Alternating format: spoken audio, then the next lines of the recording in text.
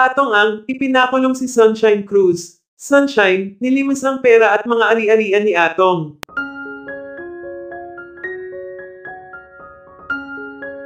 Hindi pa din makapaniwala ang pamilya ni Sunshine Cruz na magagawang ipadampot ni Atong ang si Sunshine, sa kabila ng lahat ng sakripisyo at pagmamahal ni Sunshine para dito.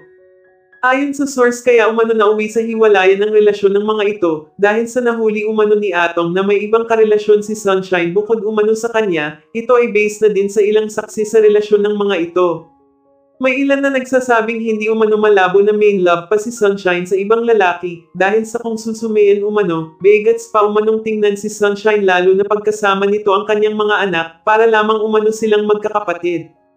Espekulasyon pa ng ilan na mukhang pera lamang umano ang dahilan kung bakit minahal at nagustuhan umano ni Sunshine si Atong. Sino ba umanong hindi magkakagusto sa isang ubod ng yaman na si Atong ang? Samantala ayon sa nakalap naming impormasyon, matapos umanong maghiwalay ni Atong at Sunshine, dito na umano na pag-alaman ni Atong na inuunti-unti na umano ni Sunshine ang mga pinaghirapan niya.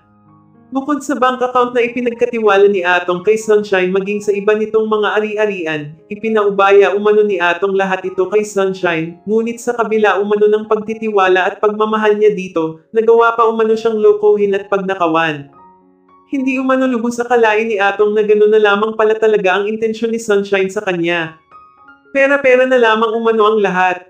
Hindi na dapat pa niyang pagkatiwalaan pa si Sunshine kailanman. Samantala dahil sa naging karanasang ito ni Atong kay Sunshine, may ilan na nagsasabing sa edad umano ni Atong, tama na umanong ibuhos nito ang pagmamahal at yaman, mga pinaghirapan nito sa sarili niyang pamilya.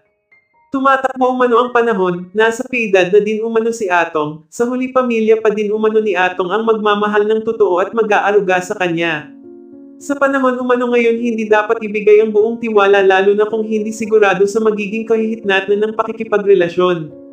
Ito na din umano ang sign ni Lord para kay Atong na unahin na muna ang kanyang sarili, dahil sa huli may iwan din siyang mag-isa sa ere. Pamilya at pamilya pa din niya ang magmamahal sa kanya ng totoo. Samantala, labis naman ang galit ng pamilya ni Atong kay Sunshine, hindi umano nila lubos akalain na magagawang lokohin at limasin ni Sunshine lahat ng pinaghirapan ni Atong. Pagbabayaran umano ni Sunshine lahat ng ginawa niya dito. Alam umano ng Diyos kung gaano kabuti at kung gaano minahal ni Atong si Sunshine Cruz.